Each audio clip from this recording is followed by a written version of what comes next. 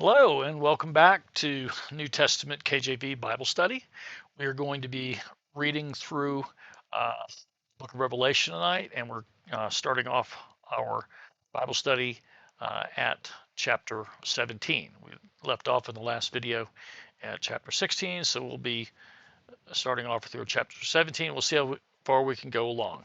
I don't usually plan these things, so if we get in just a couple chapters, then I usually try to at least limit the videos to, anywhere between an hour and a half to 2 hours, because it can get kind of intense. But you can always come back and take off, pick back up where you left off if you can't do a full 2 hour video, a full 2 hour Bible study. But join me in a word of prayer. Dear Heavenly Father, thank you for your inspired word. Please anoint our reading and study time today, so that we can get the most out of your word and apply it to our life. You say in the book of Revelation that there's a special blessing that comes to those who study the book. And so we accept that now, Heavenly Father. And we bless you as you bless us. And we pray to you in Jesus' mighty name. Amen. Okay, so we're going to go ahead and start off the reading on chapter 17, verse 1. And there came one of the seven angels which had the seven vials, and talked with me, saying unto me, Come hither, I will show unto thee the judgment of the great whore that sitteth upon many waters. And if you notice, guys, the spelling here, there isn't misspellings. What this is, I'm reading from the 1611 edition of the King James Version of the Bible. So, and it doesn't mean you have to be doing that, of course. You can look on with your standard King James, or you can look on with any version of the Bible. That's not uh, that's not what these videos about, to limit down just to the King James. What we're doing though is trying to go back and look at the texts that don't really have anything to do with the Westcott and Hort manuscripts. Those Westcott and Hort manuscripts, uh, they're the basis of many of our modern Bible versions. So I try to stick to the King James. I figured it's interesting to look at the 1611. Um, it was revised a little bit later in the 18th century. And then what I'm doing a little bit on this video too is I have up, if you can tell here, I'm using my eSword application, and I do have the Geneva Bible on here, and I have also an ESV, so we could quickly, if we wanted to look at those later, or look at the translation from the Westcott and Hort text, that's what the ESV would do. So that's just something there. Okay, so let's go ahead and one of the things that jump out with me with verse 1 is this great whore. Okay, I will show you unto you the judgment of the great whore. I'm going to go ahead and start my little timer here. I forgot to do that so I can keep track of where we're going on this. So it's interesting. I can tell you this. I did research this a little early because I was testing a few of the research sources that we might use in the lesson tonight, and it's interesting because the King James Bible Dictionary, there's only the word whore, for example, is only used, the whore, not whoredom, but just the word whore that's in the King James, and that's in the King James as well as the 1611 King James. So if you look here, you still see, the great whore. But let's look in the and if you look here at the Strong's on it, This is the feminine, and this is the Greek word. The pronunciation on it is porne. Okay, porne, and phonetically it's P-O-R-N-E, and there's your Greek if you want the Greek letters to look at that. Let me see if I can get a little bit more on the screen for you. Okay, so there's the Greek letters. Now, if when I ran this through Strong's in the New Testament, you have it mostly in the book of Revelation. But let's look at 19:2. Okay, this is a little bit jumping ahead, but let's just look at it. For true and righteous are his judgments, for he hath judged the great whore which did corrupt the earth with her fornication. I mean, and I didn't want to jump all around here, but if we look at fornication, we're going to have like the same word. All right, so it's just a noun version of the word. Now it's called harlotry. So that would mean kind of like the great harlot or strumpet, whatever, the great harlot corrupted the earth with the harlotry, with her harlotry. And earth, if we look at earth, you have the word gay, which if we look at that, it says like from the primary word soil, solid part or the whole of the terrain, the globe. So it doesn't really make a whole lot of sense. There's a great harlot that affects the whole globe with her harlotry. There's got to be something more to that. So when I started looking into it, I did, I consulted this other site. This is more of a, and this is just a Bible study, so we're looking at this. I'm not saying anything dogmatically here, but what I did is, I'll give you my source on this. This is Abraham Publications, and if you wanted to see it, there's Abram-publications.com. It's just a little dictionary that is interlinear. Well, this is interesting because so here it says let's go back up to, we're in 19:2. We kind of jumped ahead just to examine this word. We could just say harlot, but it's interesting because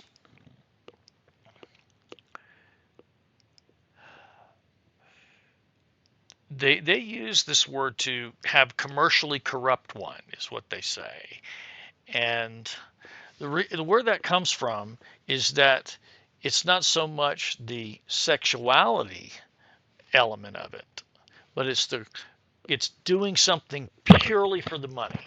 And I'm sure we've all heard as the expression that in modern English anyhow, we say that he or she is like a whore, acting just for the money.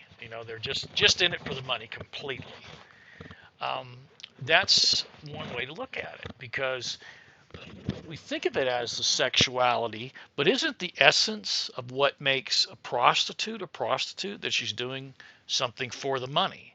And I'm saying prostitute as if that was, can only be a female. Of course, it could be the male, but the word they have here for the fornication is interesting. And I'm going to just kind of run down real quick here. In fornication, it's basically the same word. It's basically the same word.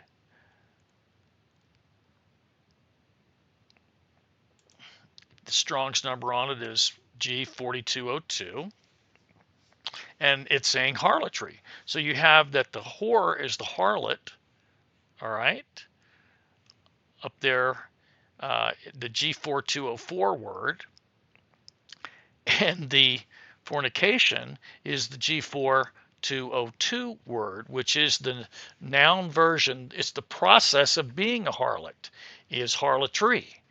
And so when we're looking here at that, she corrupted the earth, the great harlot corrupted the earth with her harlotry.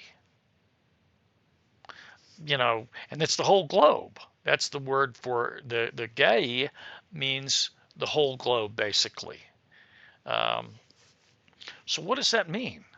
Okay, well, we'll go ahead and keep reading, but I just wanted to throw that out there as we go through. Let's go back through and keep reading. So we had come hither. This is one of the angels talking to now John, and it says, I will show unto you the judgment of the great harlot that sitteth upon many waters. Okay.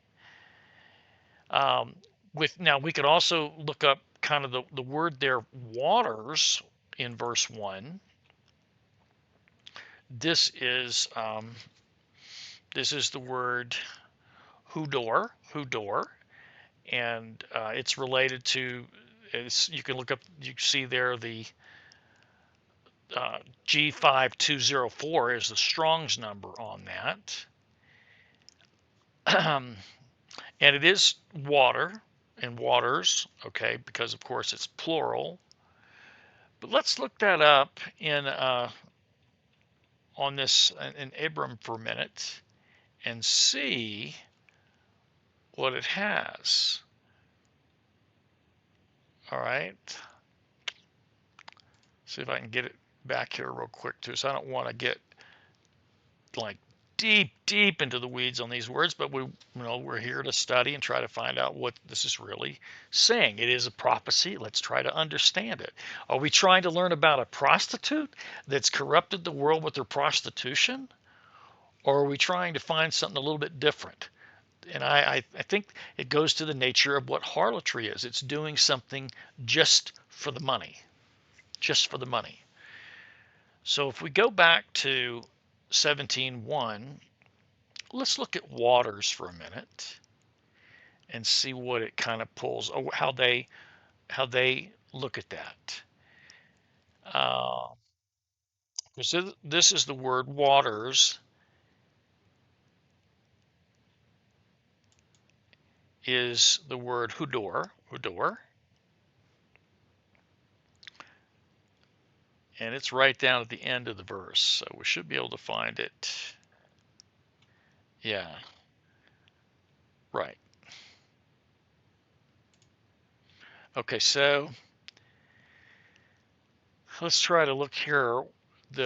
There's a verb which means to rain, okay, and that's, you see here that this here, the 4204,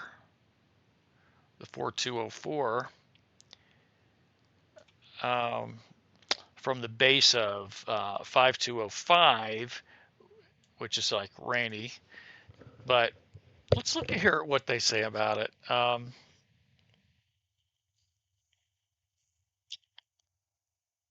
Okay. The noun meaning water, but refers mostly to fresh water, not so much to seawater.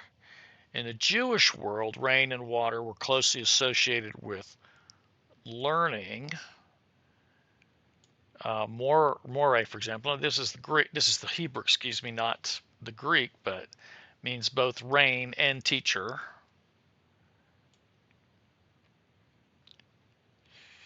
Okay. And let me see if I get back down here to the Greek a little bit. The noun, well, that's still the noun eutos, meaning rain in the sense of a heavy shower. This word is plural, appears to denote the periods of agricultural during which rains were more common.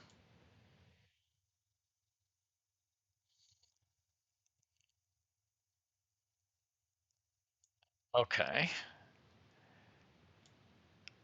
Trying to get us to, because I'm sure you've probably heard of the idea that the many waters express many peoples. That's that's what. So if that were the case, then the way we would read this would be something like this. We've said, come up here. I will show you the judgment of the great harlot that sits upon many people. Right? That's what that would mean. It doesn't make a whole lot of sense. Now, it could mean waters as in bodies of water, if we were thinking of it geographically.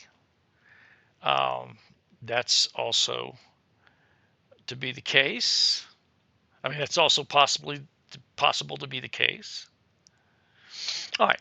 Well, so we have here, and I know I've spent like 12 minutes talking about verse 1. Please bear with me. I think we'll move along a little quicker. Let's go ahead and keep going. Let's go in 17:2. Um, Come up here, I will show you unto you the judgment of the great harlot. Now, not just a small harlot, but the great harlot that sits upon many waters, whatever that may be, with whom the kings of the earth have committed fornication. Now, if we look at that word fornication,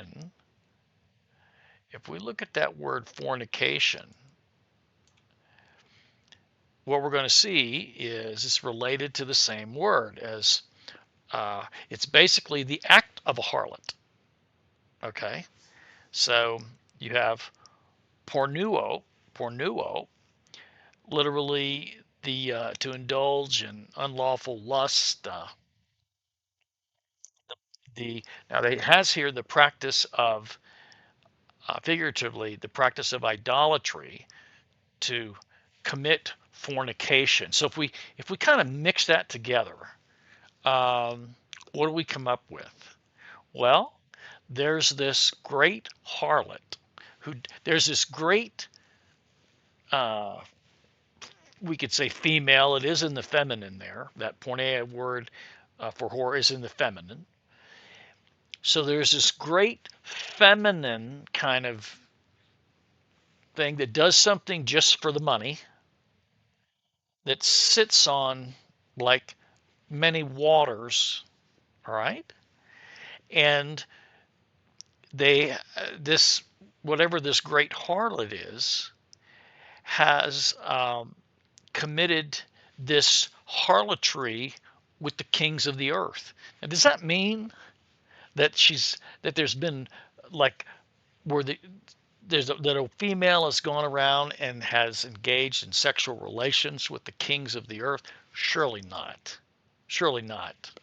Just okay. That's not how I interpret that.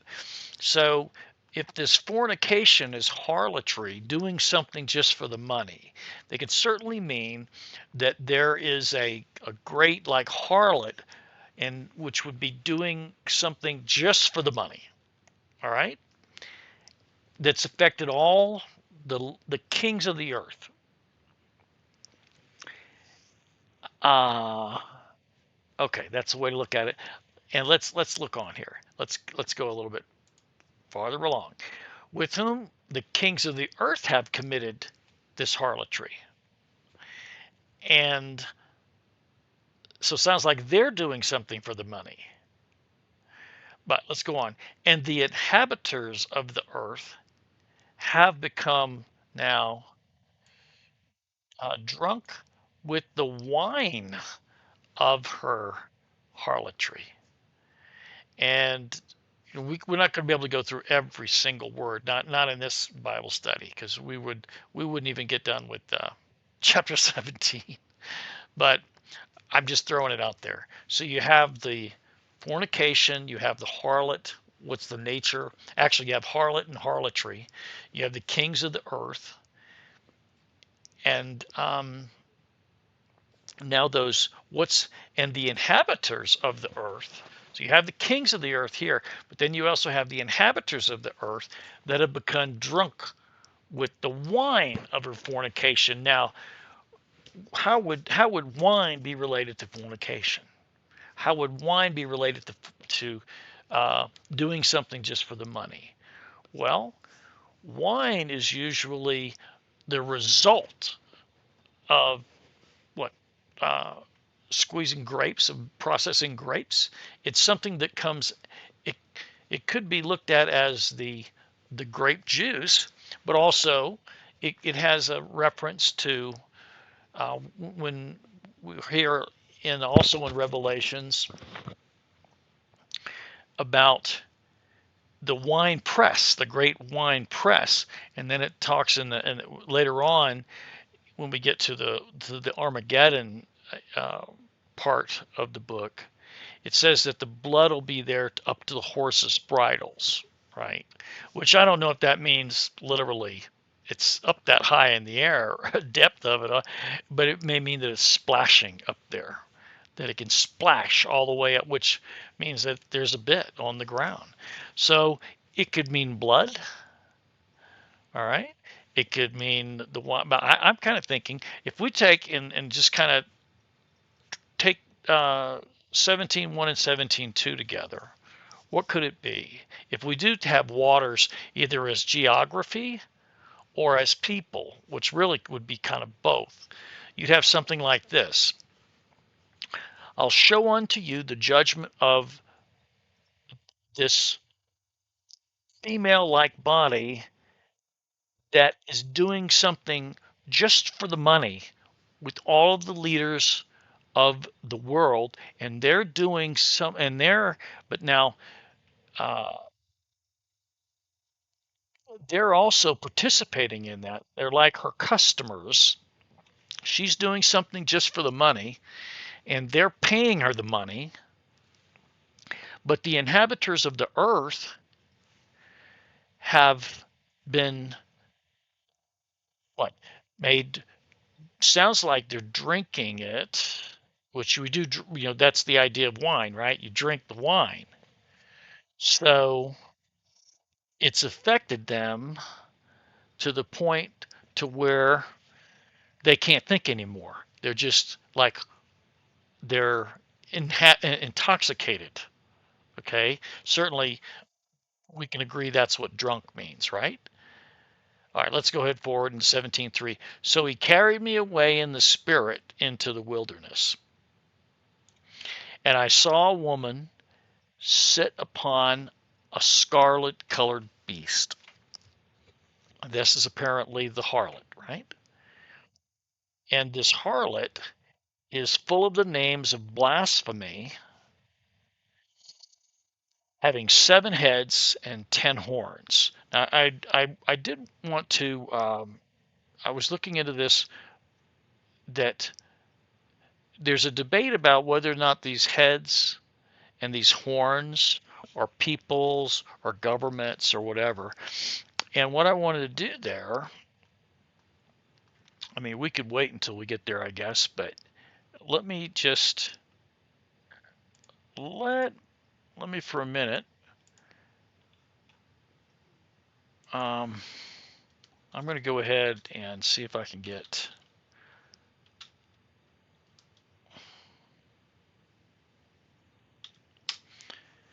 There's the idea of 10 horns, right?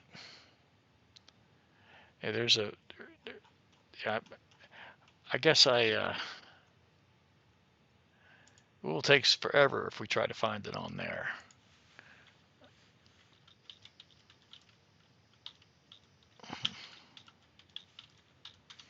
I wanted to try to find the exact verse.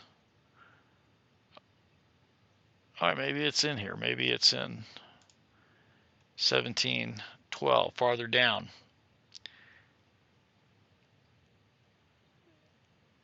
Yeah, I think it says that the horns hate. Yeah, that they hate her. Okay. Yeah, here it is. So it is in 17:16. So these horns, these 10 horns, hate the whore. Now, a governmental body, I mean, that's a strong word, hate. It's an emotional word. Um, but if it seems to me that if they're hating the whore, that they have to be people, right? Governmental bodies, they don't really have hatred. Maybe the people that run them do. But so let's just go back and kind of flush this out just a little bit more. If you just stick with me, I think we can get something from this. So he carried me away in the spirit into the wilderness, and I saw a woman sit upon a scarlet-colored beast, full of names of blasphemy, having 7 heads and 10 horns. And the woman was arrayed in purple and scarlet color. So here's this harlot, right? And doing something just for the money, arrayed in purple and red, okay? Scarlet is red, and decked with gold and precious stones and pearls, having a golden cup in her hand. And look what it says, full of abominations and the filthiness of her fornication. So there's back to the word again for harlotry. Abominations and filthiness of her harlotry. And let's keep going. And upon her forehead, where everyone can see it, right? That's if something's on your forehead, you can't miss it. Upon her forehead was a name written: Mystery Babylon the Great, the mother of harlots. So someone who does something just for the money. And we can see the relationship between now harlot and harlotry. If we take that 17:5 and run it, if we look at the Greek on it for a minute, what we'll see is it's the same word. Okay, harlot. So it's the same word, the mother of this doing stuff just for the money in the feminine kind of way. In other words, not the feminine kind of way. I didn't mean to say it like that. In the feminine role. Because if you have an act of prostitution, you have basically, right, sometimes you have 3 parties. You have someone who's the female, usually, if it's a female prostitute. Okay, let's just use the idea of the prostitute. The prostitute is doing the action, some kind of act of harlotry, just for the money. And the person who's engaging with the prostitute, all they want is the benefit from it. They're willing to part with the money just to get the physical act of the flesh. Of course, that's all the flesh. So you have then this great prostitute who's just in it for the money. She's engaging with prostitution with the kings of the earth, apparently, who's then giving her the money just so they can get the benefit from her. And she's just in it just for the money, not any of the enjoyment from it or the physical pleasure from it. That's not what it's about from her standpoint. It's just about the money. And then sometimes you have someone who's like managing the harlot. Okay, I mean, we've heard of the term pimp before, right? So you'd have the pimp and the prostitute and the client, for lack of a better word there. Okay, so you have the client, who could be these kings of the earth. You could have the harlot, which would be the prostitute in general, and then maybe the one managing the harlot. And then We have the dwellers of the earth that are getting drunk. They can't control themselves. They're intoxicated from the wine. Could be the blood, because it doesn't seem like harlotry would have anything to do with the wine, right? But this Babylon the Great, let's go back to the 1611 here, or this is the 1611, but without the the Greek mixed in. And upon her forehead was written, Mystery Babylon the Great, the mother of harlots and abominations of the earth. So she had this on her forehead, and she's got fine colored uh, fine colored outfits, purple, scarlet, decked with gold and precious stones and pearls, having a golden cup in her hand. And what's inside the cup? The abominations and filthiness of the harlotry. Okay, we'll keep going. And I saw the woman drunken with the blood of the saints. Okay, now so remember, we just had the phrase drunk a moment ago, right? It said that the inhabitants of the earth were made drunk with the wine of the fornication. That wine of the fornication that the inhabitants of the earth became drunk with sounds a whole lot like this here. I saw the harlot, right? Drunken with, we had the wine, and now we have the blood of the saints. So doesn't that sound like what's going on here? That indeed the harlot is out to just make money from getting the blood out of the church, out of the saints. The blood of the saints. That's the connotation of the word saints, right?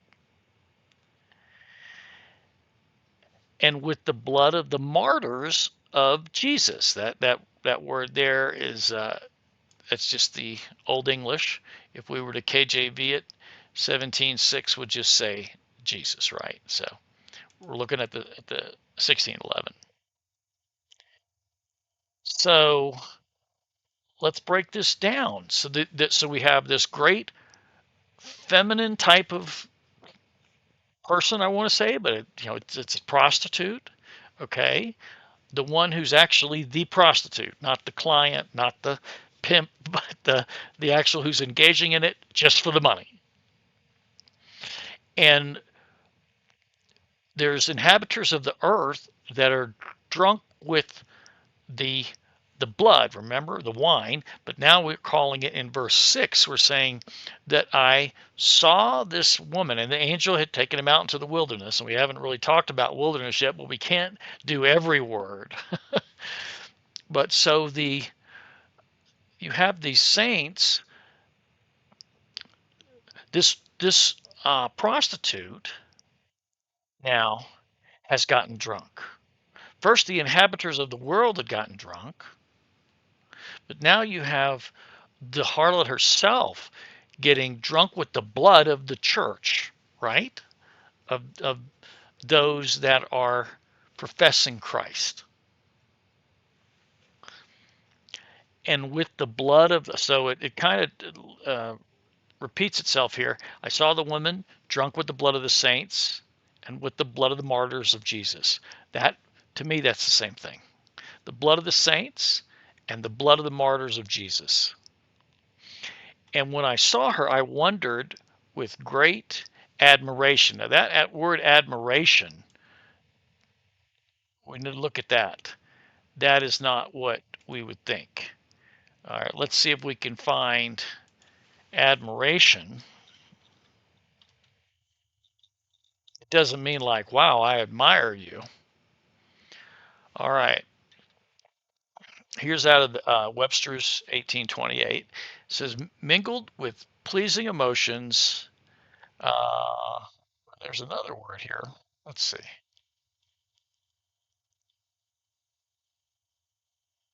Includes a slight degree of surprise. Yeah, let's look at the Abraham uh, publications definition for a minute and see what they have down for 17:6 in admiration, just for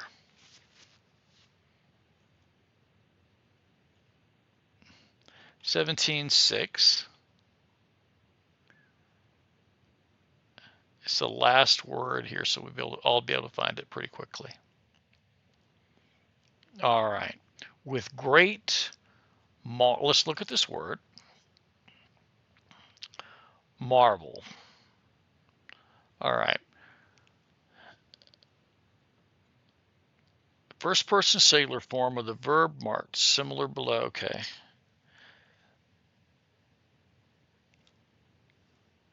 And if we look here at the Greek,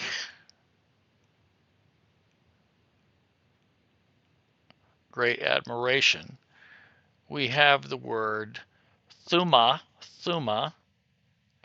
Um, Now again, this is there's your Greek word thuma, and the King James translators had that word mean uh, like admire. But let's really think about that, okay? And when I saw her, so John wouldn't be admiring her, really. I mean, let's look at it. Thuma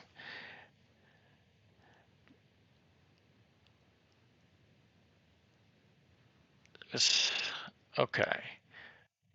I don't want to get into too much of the linguistics here, so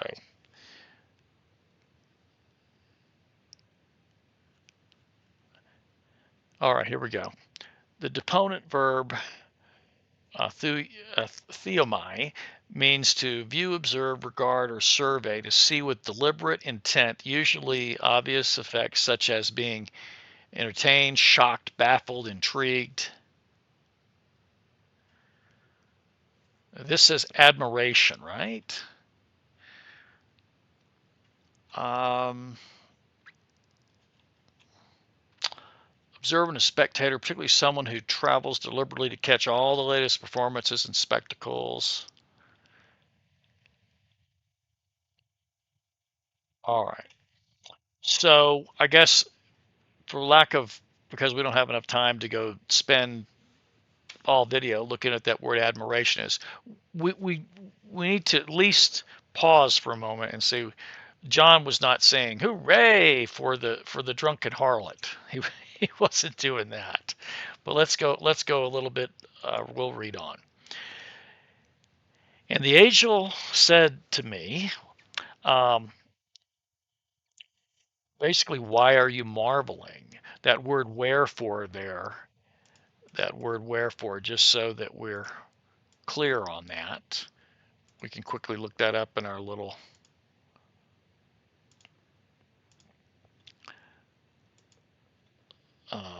that's what I was trying to do.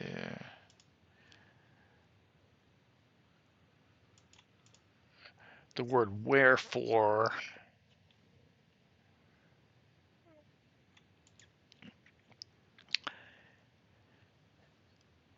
means okay, wherefore by their fruits you shall know them. Basically, it's like why, for what reason, okay? All right, so another way to interpret this would be, why did you marvel? And again, I don't want to go into this word more. I mean, I guess we could look at marvel because we didn't find much with admiration that was very satisfying. So let's look at marvel and see what it shows. Marvel is to wonder. Okay. Now, it does talk about it says admiration again, but it says like, it says by implication to admire, but the real word there is to wonder, to wonder. And what the angel's then now saying to her is, why did you wonder? I'll tell you the mystery of the woman and the beast that carries her. Okay. And the beast has 7 heads and 10 horns. Well, what does that sound like? I mean, I hate to go back to 7 heads and 10 horns, but I'm going to go back to 12 again, Revelation 12, for the great wonder in heaven. I mean, that's, there appeared a great wonder in heaven, a woman clothed with the sun and the moon under her feet. And let's just go a little bit farther. Let's see. And the great dragon, let's see. I wanted to see. And there appeared another wonder in heaven. Listen to this, or read this with me. 7 heads and 10 horns. And there were 7 crowns upon the heads. So we have a great dragon with 7 heads and 10 horns. And now when we go down to 17:3, excuse me, yeah, 17:3, we have, I saw a woman sit upon a scarlet colored beast, that's red, right? Having 7 heads and 10 horns. And then as you go down here, and he's going to explain it to her, down in 17:7, I will tell you the mystery of the woman and the beast that carries her, which has 7 heads and 10 horns. So it sounds like, and this dragon back in Revelation 12, of course, and it's identified to be Satan, right? It says that he's red, he has 7 heads, and he has 10 horns. And there's 7 crowns upon the head. And those crowns, let's look at this for just a minute in 12:3. Those crowns are diadems. Diadems, remember, you may recall if you've been with us studying before in Revelation, those are kingly like crowns, royal crowns. They're not a wreath that you get for, wow, you did a great job in the competition, in the race. When you had the Greek athletes that would run in the Olympics, they call them Olympian Games back then, but the Olympics, they did really well, they would get like a wreath around their head. Okay. That's not what this is. This is a sign of authority. It's a royal, it's like a king. All right, so I'm just trying to put the pieces together here.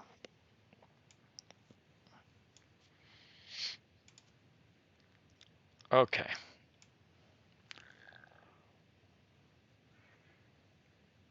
All right, let's go ahead. So she had on her forehead, this harlot, on her forehead was a name written, Mystery, Babylon the Great,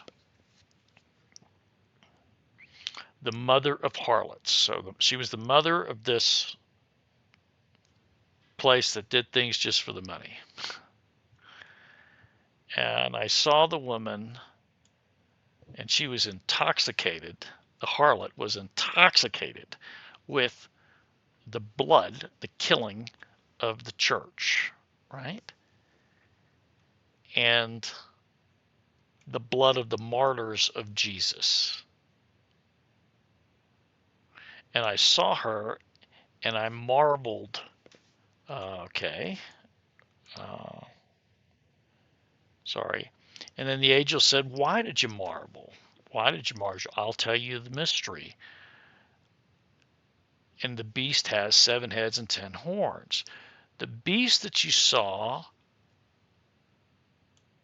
look at how it's described here. You know the description of God is which was, which is, and whichever shall be, right? Now look at this beast. He was, in verse 8, he was, he is not, but he shall ascend out of the bottomless pit. So he's saying that in the future, this beast that we already know is been described like the dragon. So if that's the case, this beast with the 7 head and the 10 horns, it's scarlet, was in the past. And remember, he's this is being told to John. So let's figure this out. John's on Patmos, and this vision is going on. Now, is this if this is looking into the future? It's kind of confusing because the angel in the future would be saying that the devil, uh, he that you saw, he was but is not. He was but he is not. So is that in the time of John on Patmos, or is the angel saying, from the time that you're on Patmos, he was before, but now while you're on Patmos, he is not. But he shall ascend out of the bottomless pit. Is that the case? Or is he saying that in this future time, he was for however long, now he's in the bottomless pit, meaning it says it. And then he ascends up out of the bottomless pit. He shall ascend out of the bottomless pit. So that would mean that the time that the angel's talking about, at that particular time, the dragon, right, is in the bottomless pit. Well, if he's in the bottomless pit, how could the harlot be on top of him and she's practicing harlotry? Okay, so she's doing something just for the money. She's getting all the inhabitants of the earth drunk, on the blood of the saints. The kings of the earth are committing harlotry with her. They're, I guess you'd call them, her clients, right? But this beast that she's on will come out of the bottomless pit. Well, I guess it depends on if you think that the harlot could be riding the beast while he's in the bottomless pit. You have to think that through. All right, let's keep going. All right, now the beast that thou sawest was and is not, and shall ascend up out of the bottomless pit. And don't we see in Revelation, don't we see that there's an angel that comes down with the key to the bottomless pit and opens the bottomless pit? Don't we see that? And then we see all these like locusts, come out of the bottomless pit. I just want to tie this all together. All right. Beast you saw was and is not, and shall ascend out of the bottomless pit, and go into perdition. And they that dwell on the earth shall wander, just like John was wondering. Now, who are these that dwell on the earth? These are the ones, this is a parenthetical, but it's there, whose names were not written in the book of life from the foundation of the world. So it sounds like those are the ones that are not the elect. If you go back and look at Paul's writings, where he talks about that the names were written in the book of life before the foundation of the world. That's the elect. Then these, it says, these that dwell on the earth shall wonder. When are they going to wonder? When he ascends out of the bottomless pit. It says, the beast that you saw was and is not and shall ascend out of the bottomless pit. And then he will go, after he ascends out of the bottomless pit, he will go into perdition. And we're going to learn later that hell and Hades, or excuse me, we're going to find out that death and Hades are thrown in the bottomless, or thrown in, excuse me, the lake of fire.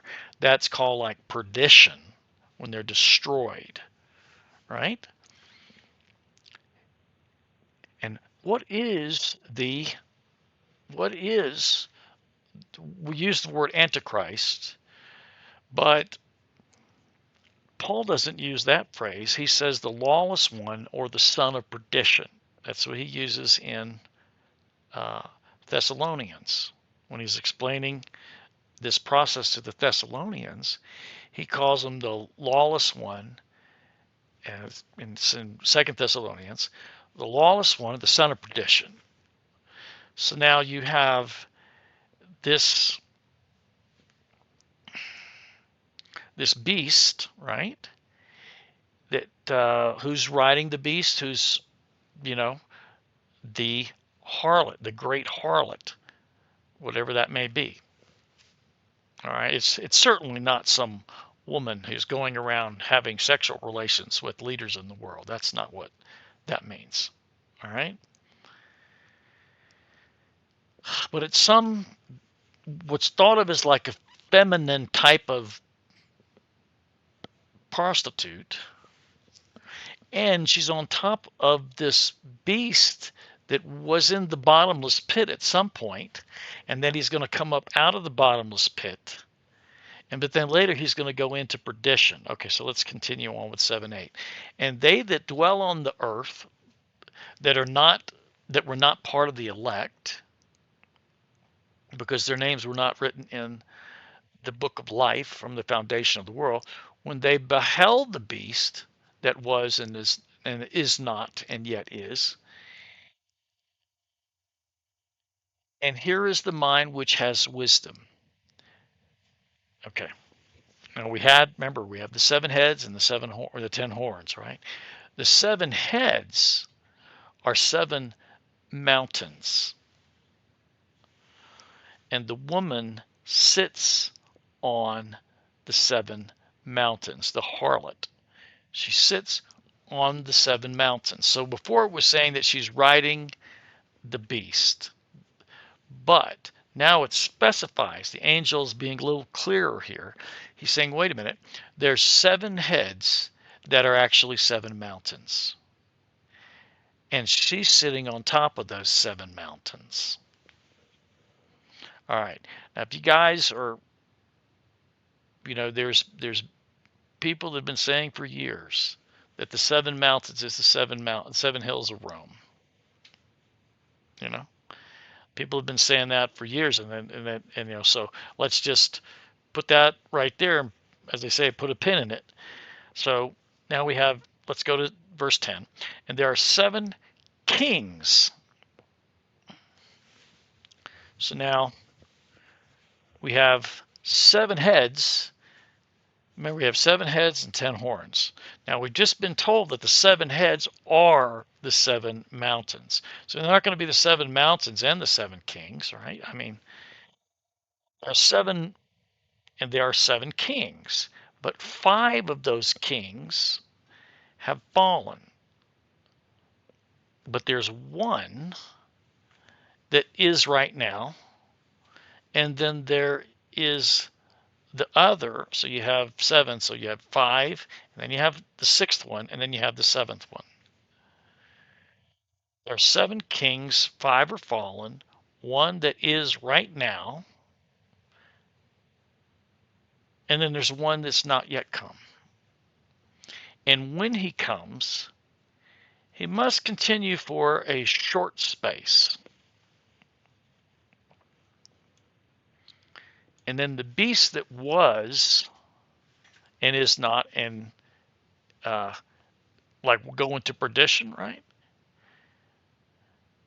The one that was and is not, he's the eighth.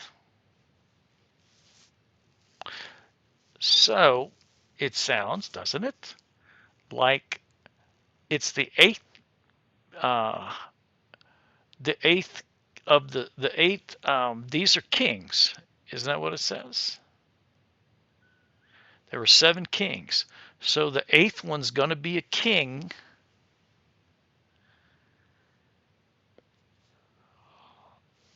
All right, but he is of the 7. Let's look at what 17:11 says there. It's kind of key.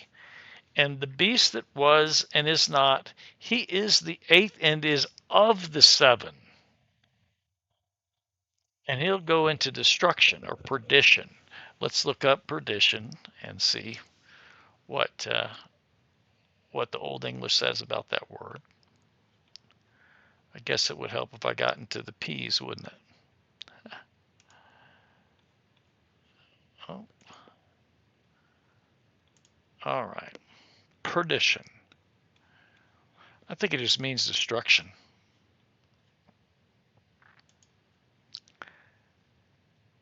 Entire loss, ruin, utter destruction. The other, now in more of the theological sense there, utter loss of the soul or a final happiness in a future state. Okay. How are we doing on time? We're an hour in. Let's go. We got it. We're going to probably do 17 and 18 today, guys. I don't know if we're going to make it to the end. I thought we might, but this is good. This is if we can get something out of this rather than just reading all the way over it and skimming it, then we're doing better. So now we know that this beast who's riding this harlot, he relates to these 7 kings that are now it says, here's where it's kind of tricky. It says, here is the mind which has wisdom. The 7 heads are the 7 mountains, and there are 7 kings which are fallen. Well, which is it? Are they mountains or are they kings? That's so the woman, the harlot, sits on the 7 mountains, but there are 7 kings that are fallen. Sounds like they're dead now. Or are they dead in the future? Or is this angel talking to him about the time that he's on Patmos? Is he saying, there were 7 kings that somehow related to the 7 mountains, but now that because you're on Patmos, those 7 kings have already died, and so now there's going to be an 8th one, and he's going to come up out of the bottomless pit or something, right? And there's going to be this harlot, this prostitute that's just in it for the money, that's going to be supported by him, riding him, okay? Or we'll say riding her, or she's riding him. So he's supporting her, and then it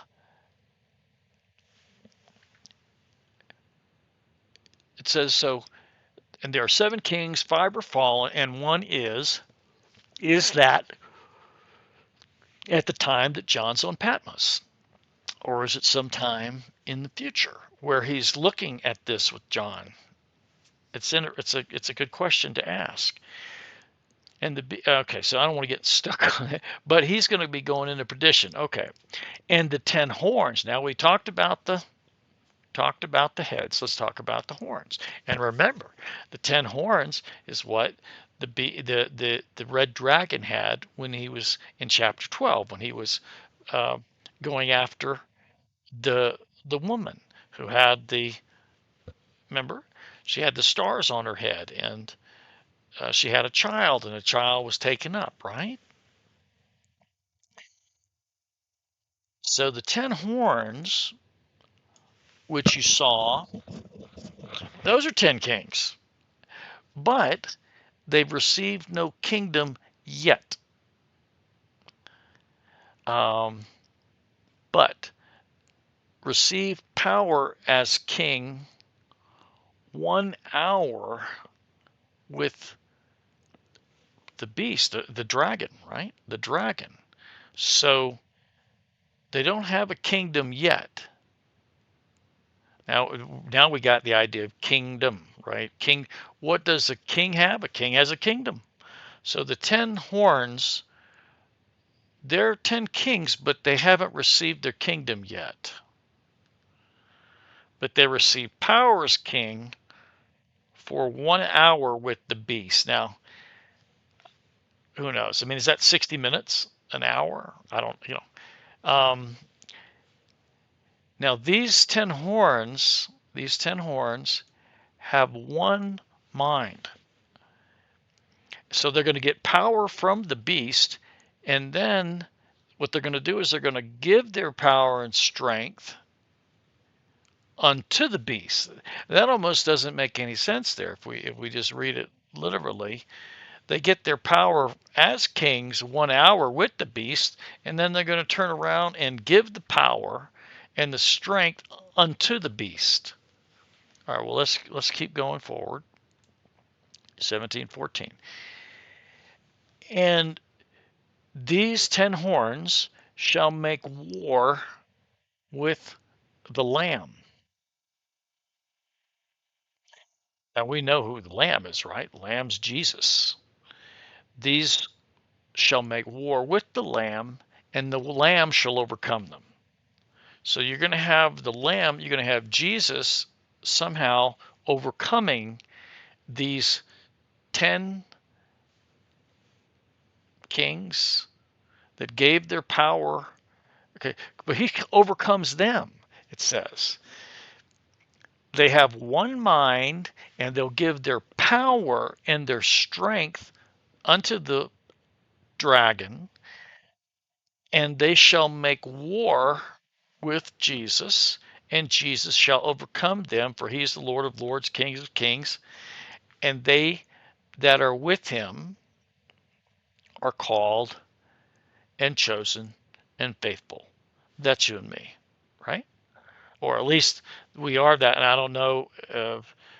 We also have the idea of the 144,000, but so that, and that could be what that is. We could already be, in Revelation, in the seventh seal there, actually in chapter 7, we could be the ones with the palms on the palms in our hands, or before Jesus in heaven, and then that could be the church. So who would these called, chosen, and faithful be? All right, let's keep going. And he saith unto me, who's the he? He's the angel.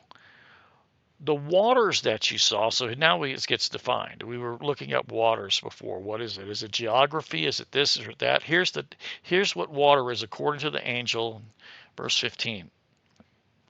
The waters that you saw, where the whore sitteth, where the harlot sits, right? These are peoples and multitudes and nations and tongues. Okay, now where have we seen that phrase before? Well, we saw that earlier in Revelation. Okay, I don't have a way really to search it quickly, and we're already over an hour into this. So we haven't completed 17 yet, so I don't want to go quite that deep today. But you could just look up that phrase, peoples, multitudes, and nations and tongues. I can put that.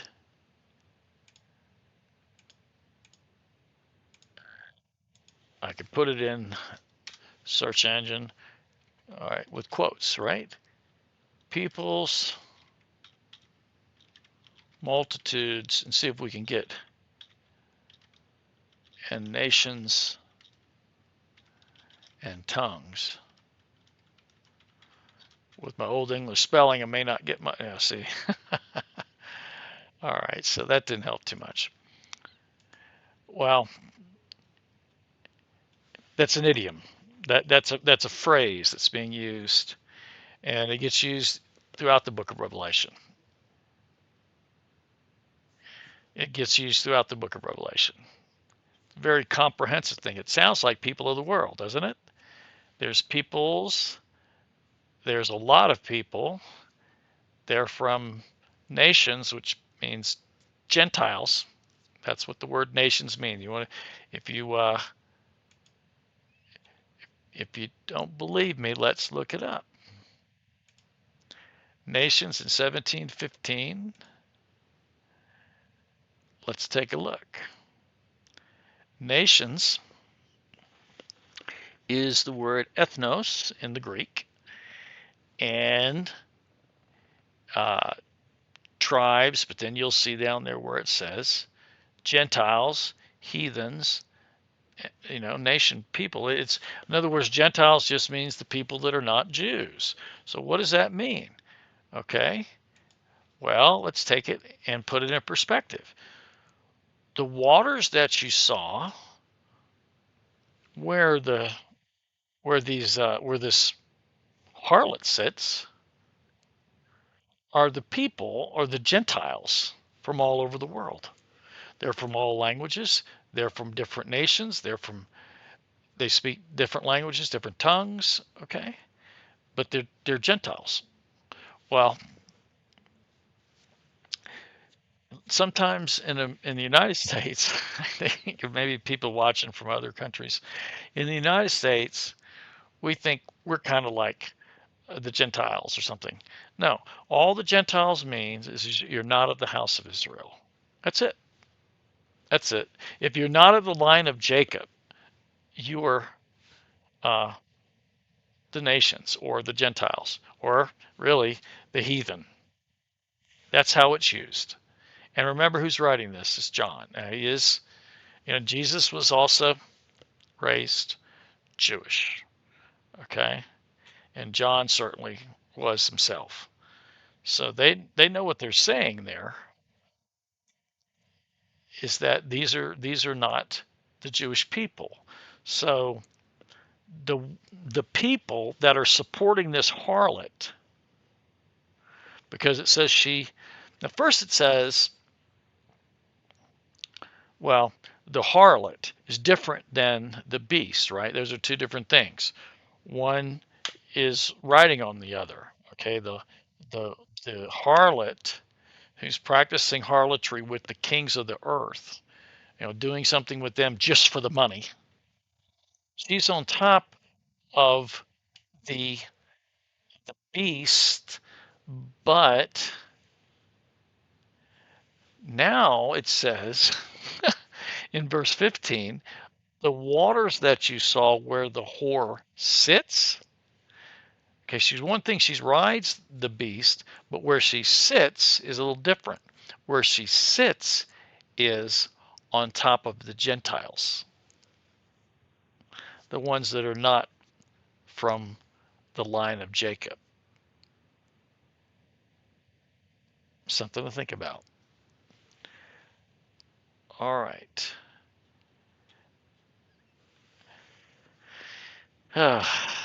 Verse 16. And the 10 horns that you saw upon the beast.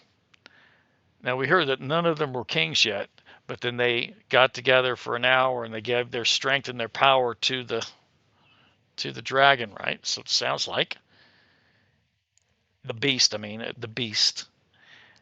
The 10 horns which you saw upon the beast.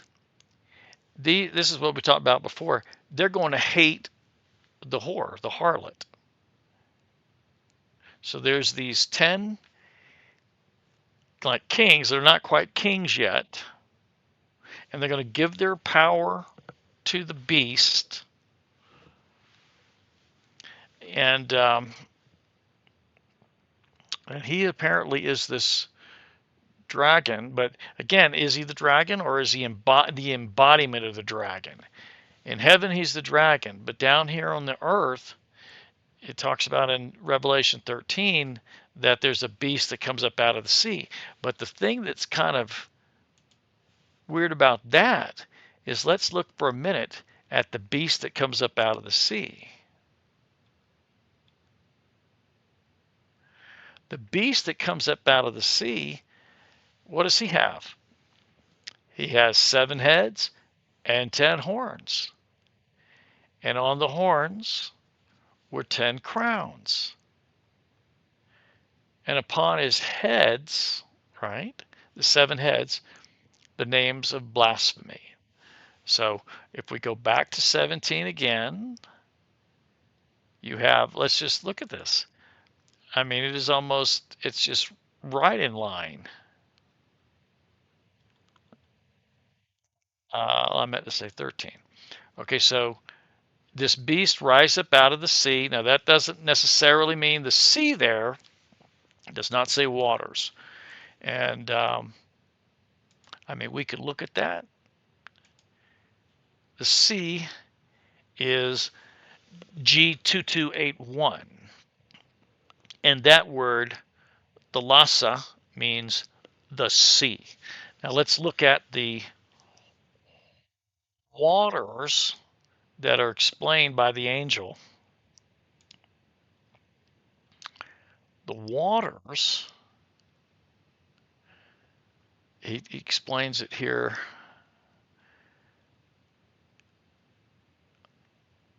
Okay.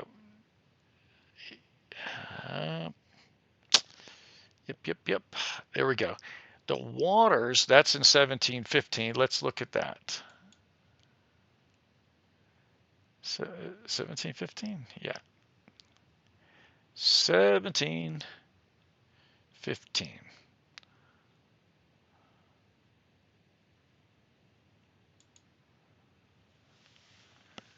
Is hadutos, right? So that's why. So it's not the same word there. The Greek word is not sea.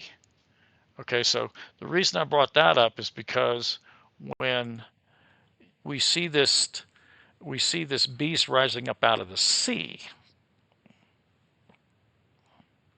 it's not the same as the peoples and with all the basically the Gentile people from all over the world that the harlot is on.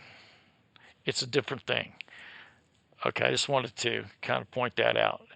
All right, let's kind of keep hustling along here. We got about we're going to do okay with it, but we're digging a little deep, and that's fine. The waters where the woman sits, those are like these Gentiles from everywhere all over the world. All right, the 10 horns, but we certainly got the idea of the 10 horns and the 7 heads. That's just like the beast that came up out of the sea. 7 horns, 10 horns, 7 heads. And here we have 7 heads, 10 horns. So the 10 horns which you saw on the beast that he had on him, or that it had on him, these 10 horns shall hate the prostitute, the harlot, and shall make her desolate and naked. Now remember what she had. She had fine scarlet clothing and purple clothing, all that. These 10 horns that are going to be part of this beast, they're going to destroy, at least make her desolate. And we can look up the word desolate if you want. Let's do that.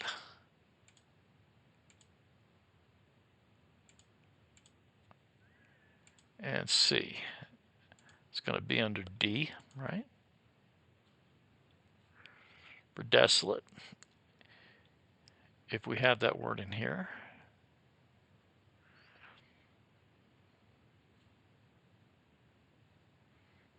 Yep. All right, desolate. And this is, okay. Desolate, destitute, deprived of inhabitants, desert, uninhabited, stripped of inhabitants, never having been inhabited. Okay, so laid waste, solitary, without a companion. All right, so that's what desolate is. That's what they're going to do. The 10 horns, will make her desolate. All right. It says that they hate this um, this harlot. They're going to make her where there's nobody there. They're going to take her everything from her. They're going to leave her naked, and they'll eat her flesh and burn her with fire. Now, I don't want to put this into modern vernacular, but some people say, well, that's nuclear explosions. That would, and later on we'll learn that they say that, wow, it happened in a day. Well, how many things can happen? How can you make something desolate, uh, burn with fire, and eat the flesh in a day? Well, it could be from a nuclear explosion. I don't know. All right, 17:17. For God has put in her hearts to fulfill his will and to agree. Okay, so God, not the whose hearts? The 10 horns. God has put into the hearts of the 10 horns. So who wants to say that God's not sovereign? He controls everything. Praise his name. Yahweh controls everything, uh,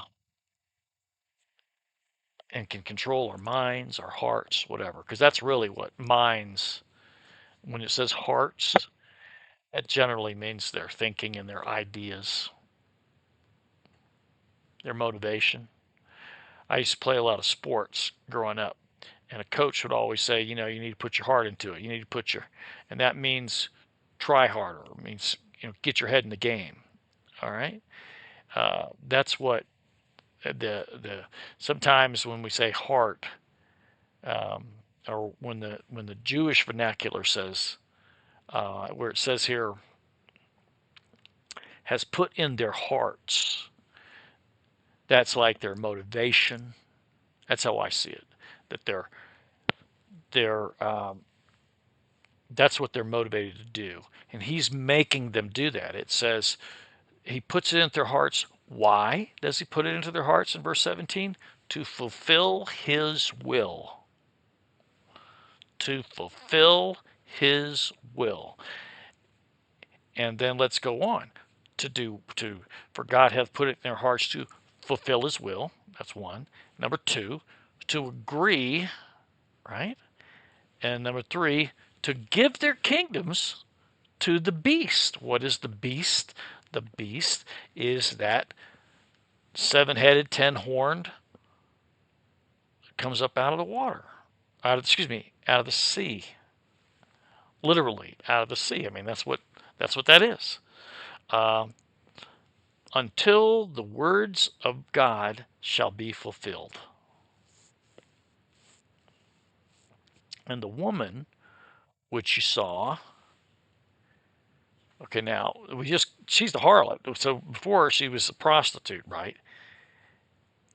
Is that great city which reigns over the kings of the earth.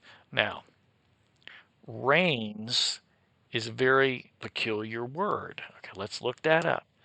You'll see that reigns, I'm going to put this one here. Um,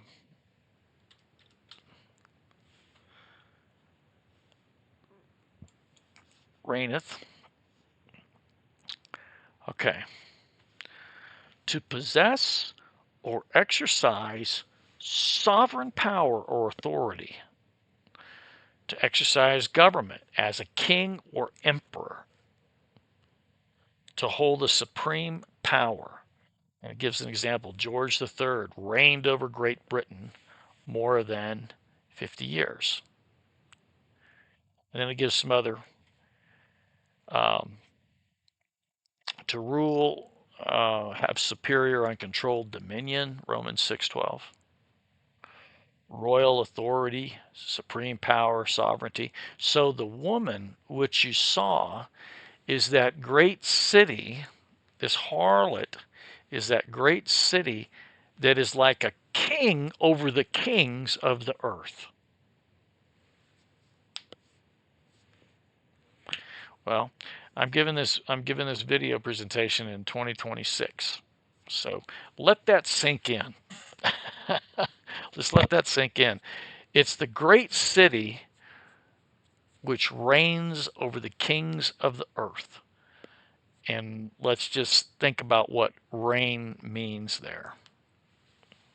All right, let's go ahead to 18. All right. And I kind of almost want to stop there, and I think we should. I think we're going to stop at 17, and then we'll pick up and we'll do a quicker version last night because that had a lot of good content in it. All right, join me with a quick prayer. Dear Heavenly Father, please thank you for blessing this time with us. You promised us that we would be blessed if we read through your prophecy in this book, and we do feel blessed. It's a little bit, it gives us wonder, what these symbols mean, but thank you for giving us this time to study and help us all to come back and study some more. In Jesus' name, we do pray. Okay, guys, to help the algorithm, it would help uh, if you subscribed, and but certainly tell your friends, family, and church friends, your fellow Bible students about this channel, so you could see some of this, so they can also partake in these deep dives. We went a little bit deeper than maybe normal today, but that's okay. And we'll see you next time on New Testament KJV Bible Study.